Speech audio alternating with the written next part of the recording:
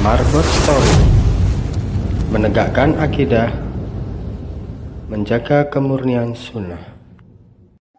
Salah satu kekurangan banyak jamaah adalah bergerak sebelum imam selesai bacaan takbir, khususnya rukuk sujud. Imam rukuk, Allahu Akbar, imam baru bilang Allah, rukuk, sudah bergerak, tidak boleh bersamaan dengan imam. Nanti imam selesai akbar, baru kita goyang, baru kita bergerak.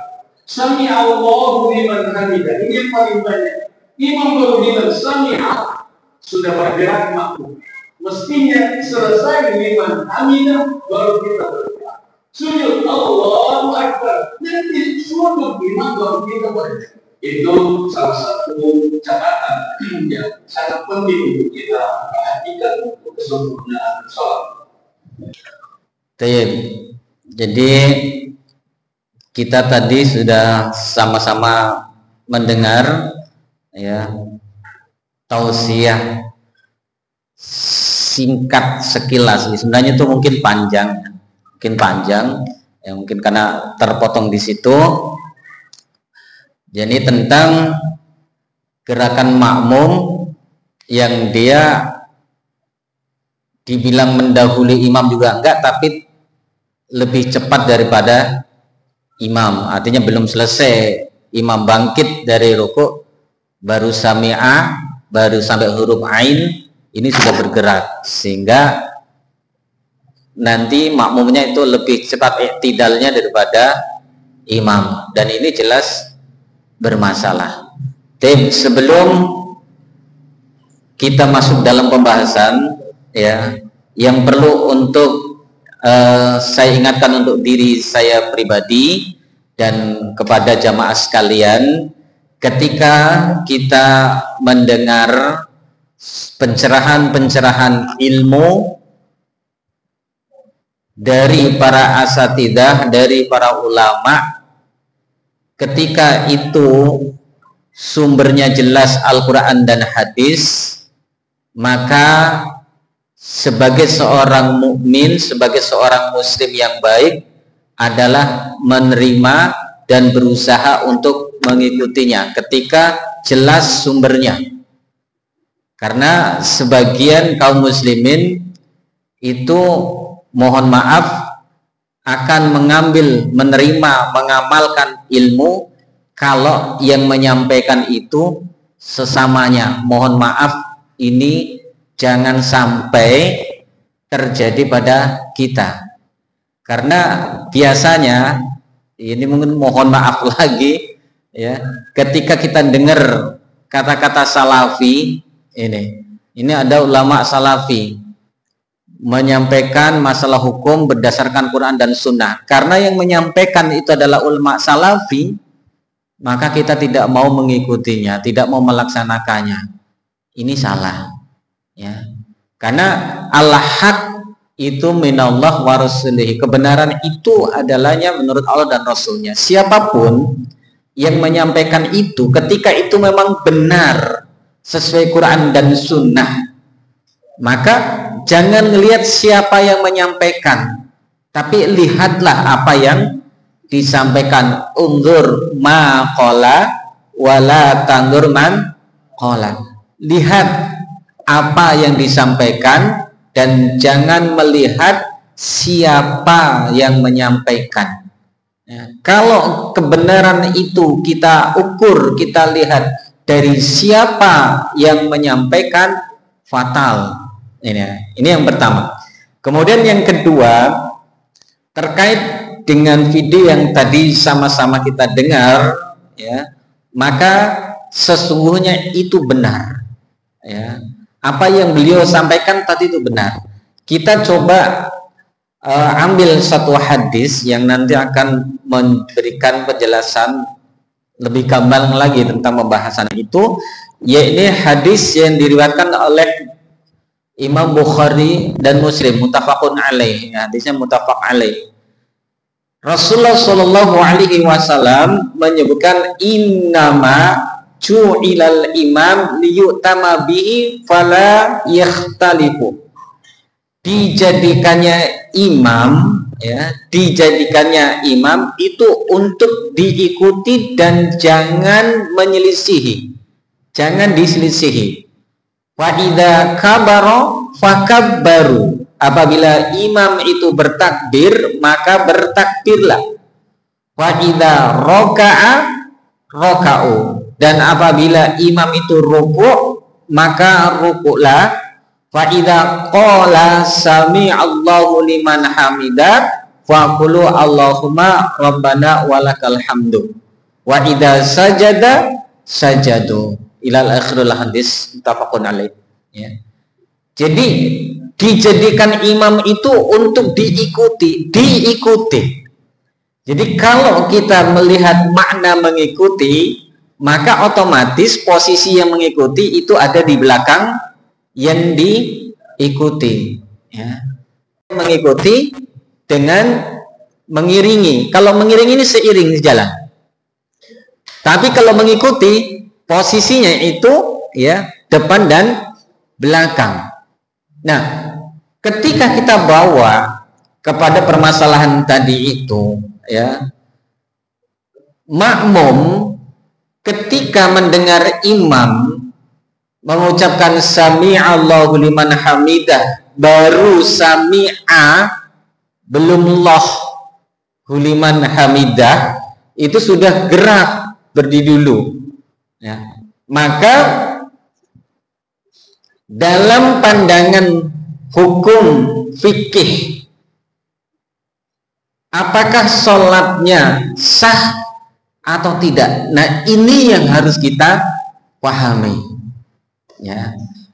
Maka di dalam hal ini nanti, ya, dijelaskan di dalam hadis yang lain. Rasulullah Shallallahu Alaihi Wasallam bersabda, "Amma yakhsa ahadakum idza rafa'a ra'sahu qabla iman ayaj'alallahu suratahu suratal hirmar." Muttafaqun alaih. Hadis ini juga diriwayatkan oleh Imam Bukhari dan Muslim. Ini hadis ancaman, Bapak Ibu, ya. Amma yakhsa ahadukum, tidakkah salah seorang di antara kalian merasa takut idza rafa'a ra'sahu, apabila mengangkat ra'sahu, kepalanya, qabla imam, sebelum imam mengangkat kepalanya. Ini. Jadi dia mengangkat kepalanya dulu sebelum imam mengangkat kepalanya. Artinya dia bangkit dari rukuk sebelum imam bangkit i'tidal tegak. Maka apa yang Allah ancamkan baginya, ayaj'alallah suratahu suratal himar. Allah nanti akan menjadikan rupanya, ya, dirubah bentuknya menjadi seekor himar. Ya.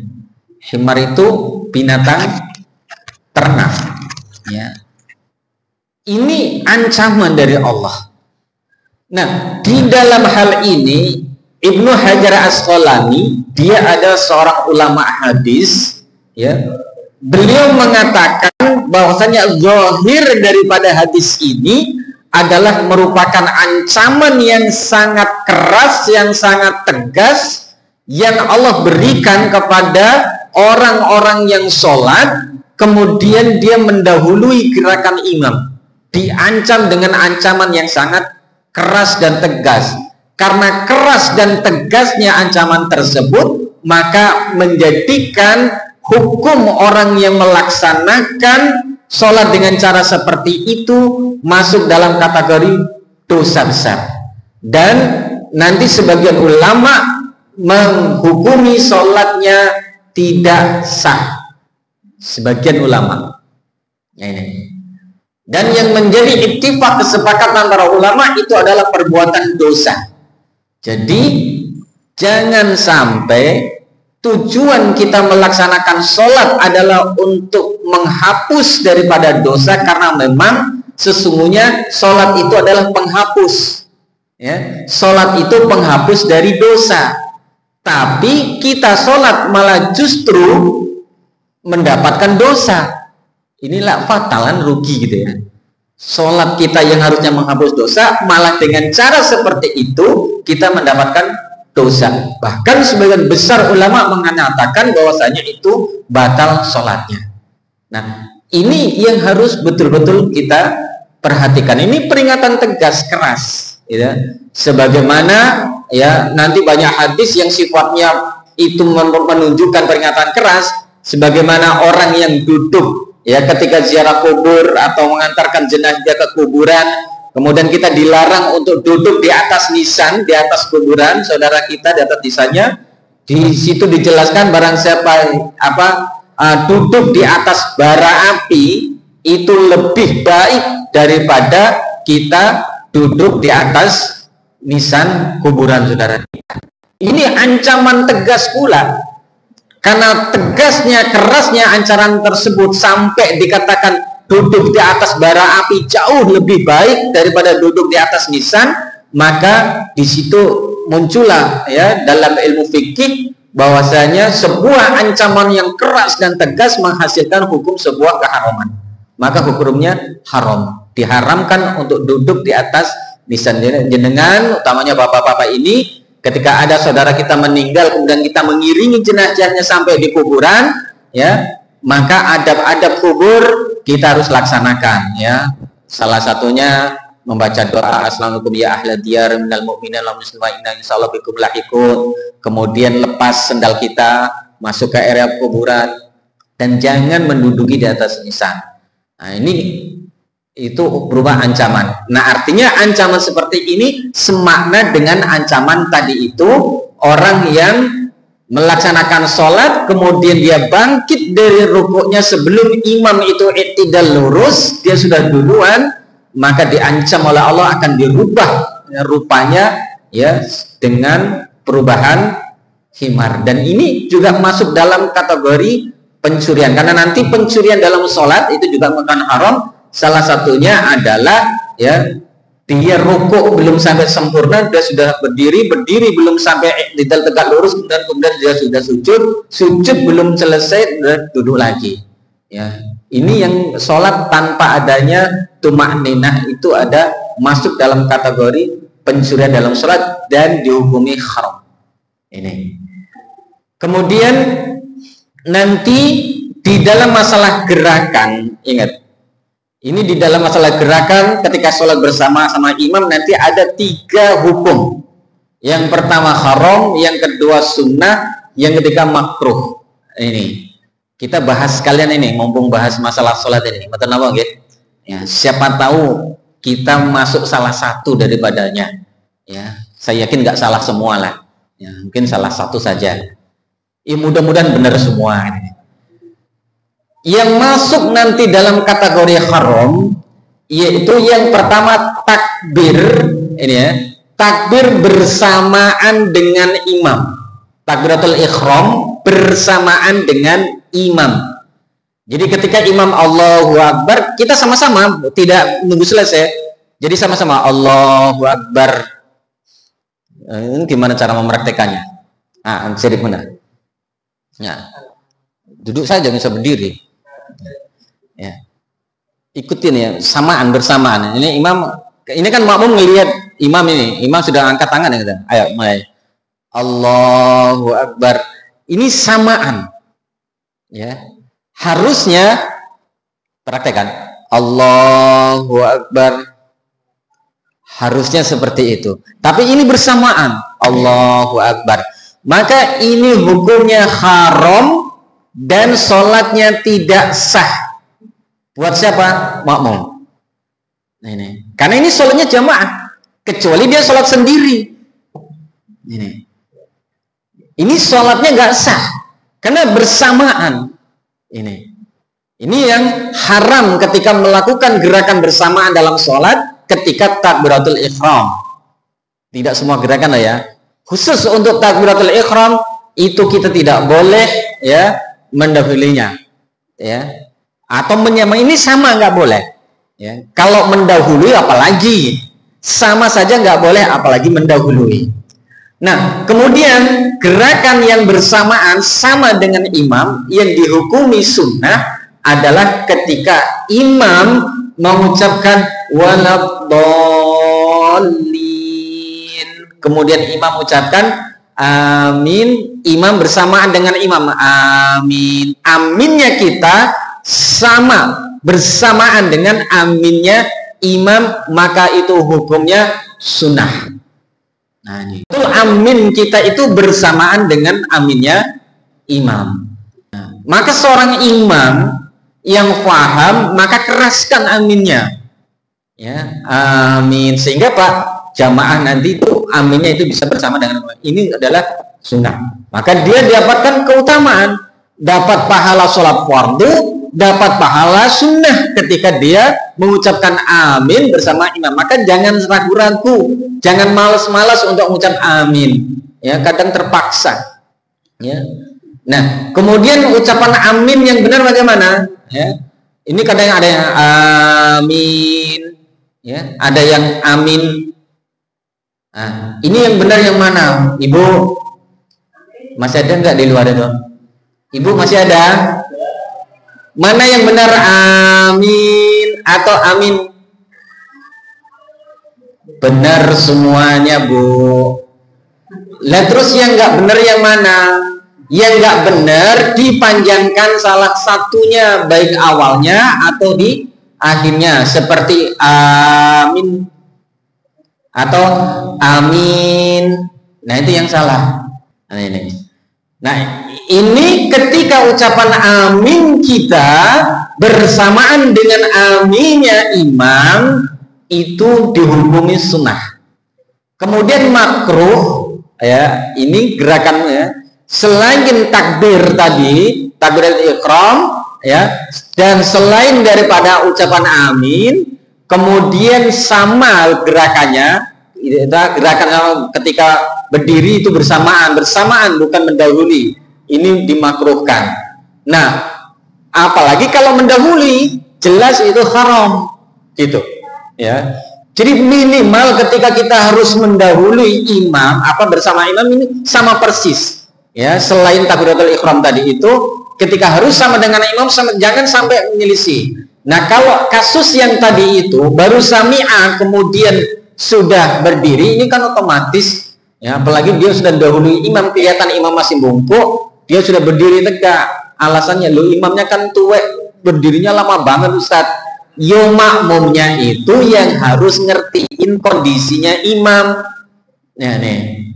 Jadi ini kan kadang di kampung-kampung imam itu ada yang tua, gitu ya.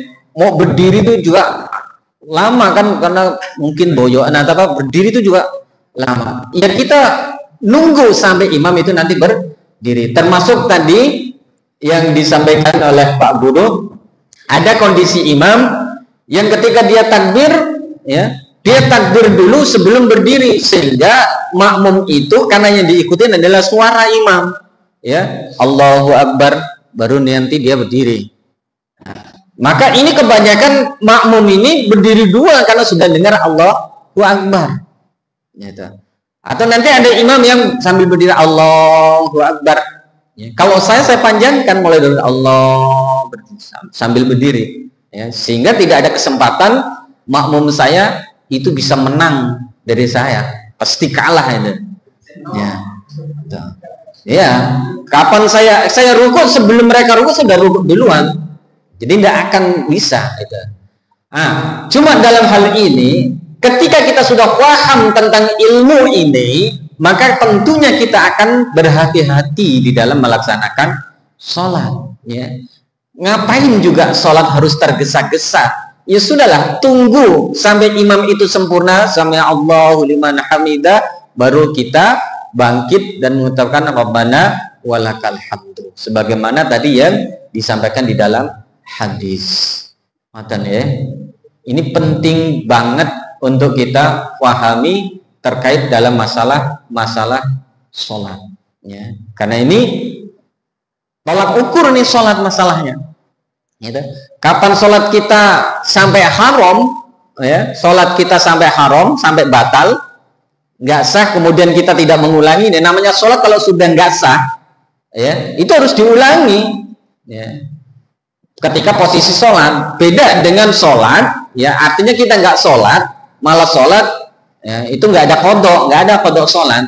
Tapi ketika kita sementara sholat, kemudian kita tahu kita nggak sah karena batal, mamanya kita batal, maka harus diulangi sholatnya lagi. Nah, termasuk juga tadi itu seperti itu, ya. Dan yang masih ada kaitannya dengan masalah sholat, ini biasa ya.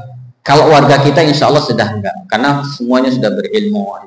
Jadi orang ingat. Kadang kita merasa kita nggak masbuk, kita sudah baris bersama dengan imam, ya, nggak ketinggalan, sudah imam kan sawusufakum, kita sudah berdiri rapat nih, sudah ikut berbarisan di sop depan lagi. Apakah kita bisa dinyatakan masbuk atau nggak masbuk? Bisa jadi masbuk.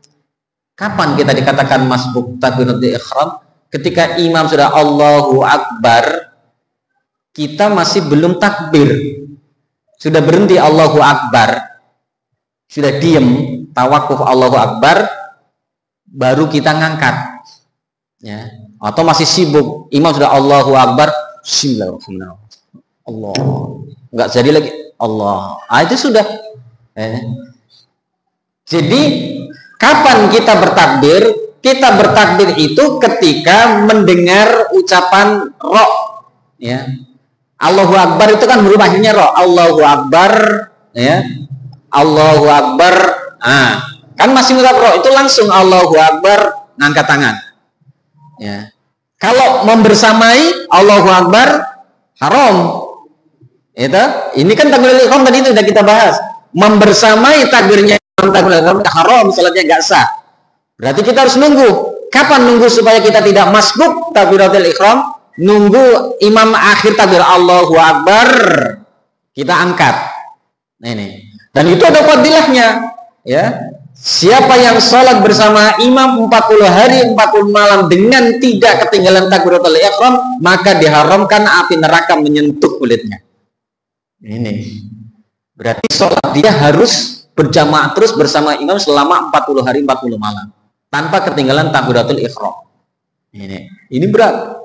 Gitu. Karena kita yang setiap hari sholat bersama imam juga kadang imam sudah takbir, kita masih sibuk benerin sarung, ya, ngancingin baju.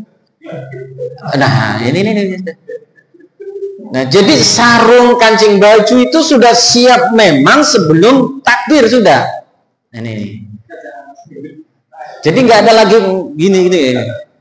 Nah, ya kecuali itu ya melorot gitu. Nah, jadi ketika takbir Allahu Akbar langsung. Nah, kemudian yang kedua, imam itu memang dia diikuti, maka dia harus bergerak duluan. Imam itu memang dia diikuti, maka dia harus bergerak duluan. Ya, bergerak duluan sebelum makmum gerak. Ya. Maka jadi imam pun nggak boleh lelet. Yang namanya sholat itu sebenarnya seperti barisan perang tentara gitu ya. Ya.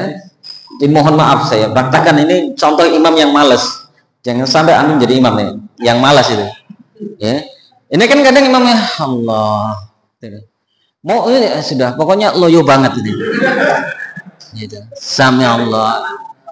Ini biasa ada kalau di kampung-kampung itu ya. Jadi mau berdiri aja sudah Allahu Akbar. Jadi makmumnya saja sepet gitu, mau ngikutin juga.